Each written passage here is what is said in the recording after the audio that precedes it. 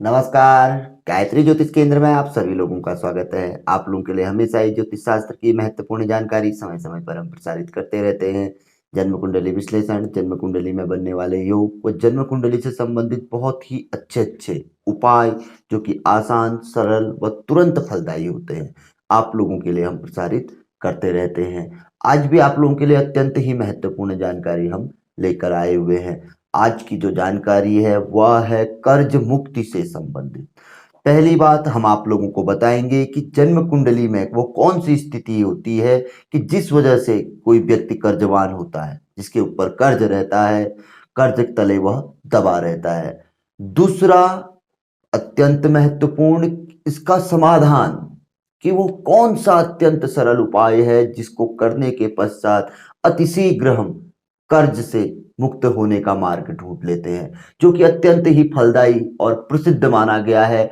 बहुत अच्छे अच्छे मशहूर ज्योतिषियों के मुंह से अत्यंत सरल सरल उपाय यदि आप पूछेंगे कि कर्ज मुक्ति के लिए क्या है, तो यही उपाय आप लोगों को बताया जाएगा। अंत में आप लोगों को उपाय बताएंगे। उससे पूर्व वो कौन सी परिस्थितियां होती है जिस वजह से आसानी से कोई भी ज्योतिषी आपकी जन्म पत्रिका में यह पकड़ लेता है कि आपको जीवन में कर्ज रहेगा या नहीं।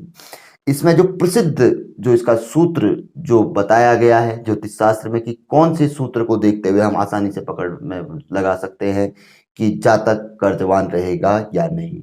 यदि धनेश दूसरे भाव का स्वामी और व्ययेश यानी कि द्वादश भाव के स्वामी आपस में मित्र हो जाए, धन भाव का स्वामी और द्वादश भाव के स्वामी आपस में मित्र हो जाएं, एक ही घर में कारक बनकर बैठ जाए और लाभ, जो एकादश भाव को लाभ भाव का है, एकादश भाव का स्वामी कमजोर हो जाए। इस भाव में तो कोई भी ग्रह कभी भी खराब फल नहीं देते हैं। किसी ग्रह की कोई खराब दृष्टि या इस भाव का स्वामी खराब स्थिति में आ जाए तो यह पहला और अत्यंत महत्वपूर्ण ऐसा योग माना गया है, सूत्र माना गया है कि व्यक्ति जीवन में कर्ज से अवश्य ही परेशान रहेगा। क्योंकि व्यक्ति के पास यदि धन रहेगा तो कभी कर्ज नहीं रहेगा, धनहीनता रहेगी तो हमेशा कुछ न कुछ कर्ज बना रहेगा। धनेश धन भाव का स्वामी व्यय भाव में, यानी कि दोनों आपस में मित्र हो गए। यदि ये एक दूसरे के अपोजिट होंगे तो कभी भी व्यक्ति कर्जवान नहीं रह सकता। और ऊपर से लाभेश कमजोर स्थिति में, यह अत्यंत ही महत्वपूर्ण माना जाता है। इसके अतिरिक्त और भी स्थितियां रहती है, जैसे धनेश नीचस्थ हो जाए, शत्रुग्रही हो जाए, लाभेश भी कमजोर हो जाए और व्यय भाव मजबूत हो जाए। धनेश की स्थिति कमजोर हो और लाभेश की स्थिति मजबूत हो, किंतु धनेश की स्थिति नीचस्थ हो, शत्रुग्रही छठे स्थान पर, अष्टम स्थान पर, क्योंकि यह ऐसे भाव है कि यह गुप्त भाव है, हानि के भाव में, नुकसान वाले भाव है। तो धनेश जब इन भाव में जाएगा तो धन तो कमी रहेगी ही रहेगी। और यहां पर को व्ययेश जो कि उच्च का रहेगा, मजबूत रहेगा, तो खर्च जो आएगा या किससे मांग के भी व्यक्ति का खर्च हो जाएगा। तो ये भी सूत्र है। कई ऐसे योग सूत्र आदि निकल कर आते हैं जन्म पत्रिका में, वो स्थितियां देखनी पड़ती हैं जिससे कि हम आसानी से पता लगा सकते हैं कि व्यक्ति के ऊपर पे कर्ज रहेगा या नहीं रहेगा। किंतु पहला जो कि आपको थोड़ा लग रहा होगा कि दोनों आपस में मित्र एक ही जैसे हो गए, धन आया गया और लाभेश कमजोर हो गया, तो लाभ कहां से होगा, कुछ न कुछ कर्जा बने रहेगा। और भी कई ज्योतिष में ऐसे सूत्र हैं, किंतु ये आसानी से समझने वाले सूत्र है कि धनेश और ये इनकी स्थिति कमजोर हो जाए, जैसे दूसरा वाला हमने बताया आपको।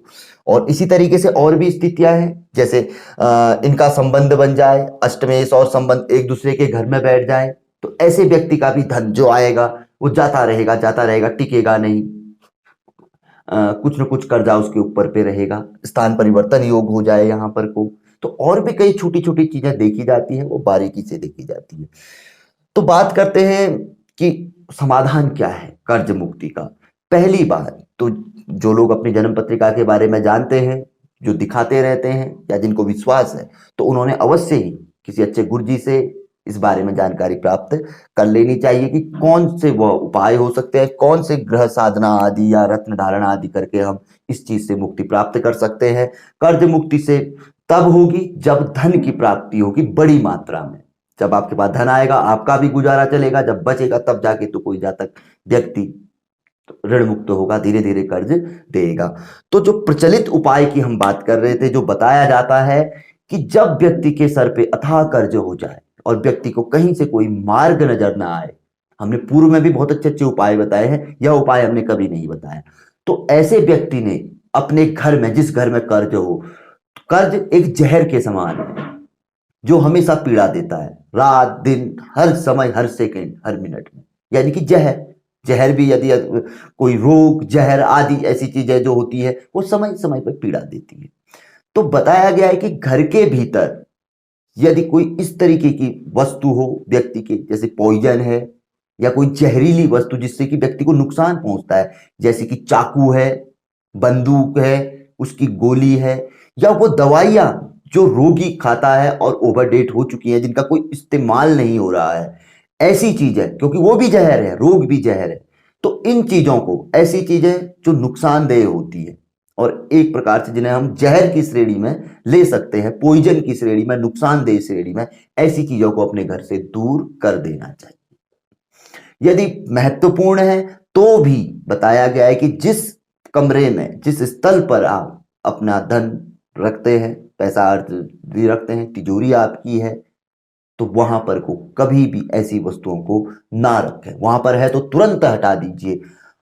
अकस्मात अत्यंत शीघ्र ही इसके शुभ परिणाम आपको देखने में आएंगे और धीरे धीरे धीरे आपको मार्ग अवश्य ही मिल जाएगा। अत्यंत ही प्रचलित है और लाखों लोगों ने इसको आजमाया है, क्योंकि हम भी इसको बताते हैं, किंतु आज आप लोगों के लिए प्रथम बार हम लेके आए हैं।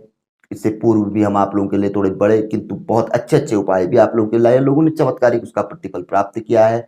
और भी कई ऐसे उपाय हैं, धीरे धीरे हम आप लोगों के लिए लेके आएंगे। किंतु यदि कर्ज से मुक्ति नहीं मिल पा रही है तो ऐसी चीजों को भी अपने से दूर करने के पश्चात आदमी को मार्ग मिलता है, धीरे धीरे धीरे व्यक्ति कर्ज से मुक्त होने लगता है। तो मुझे उम्मीद है भली भांति आप समझ चुके होंगे कि वो कौन सी चीजें हैं, कौन सी वस्तुएं हैं जो नुकसानदेह हैं, जिन्हें हमें अपने से दूर करना है।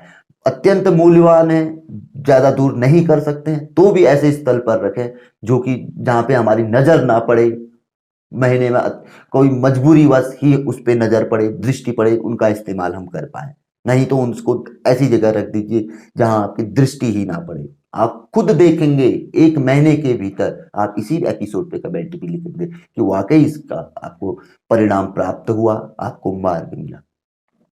तो जन्म पत्रिका के अनुसार भी आप जानकारी प्राप्त कर सकते हैं और यह उपाय भी आप आराम से, आसानी से आजमा सकते हैं, परिणाम प्राप्त कर सकते हैं। तो यह जानकारी जो आप लोगों को आज हमने दी, यदि आप लोगों को पसंद आई तो जरूर इसे आगे बढ़ाकर आप शेयर कर सकते हैं। नए लोगों से आग्रह रहता है या उन लोगों से भी आग्रह रहता है जो हमसे पूर्व में जुड़े हुए हैं किंतु वह हमारे नोटिफिकेशन आदि प्राप्त नहीं कर पा रहे हैं, तो अवश्य ही सब्सक्राइब को एक बार चेक कर लें और नए लोग तो अवश्य ही दबा लें यदि आपको जानकारी पसंद आती है और लगातार आप इस जानकारी से जुड़ना चाहते हैं, देखना चाहते हैं।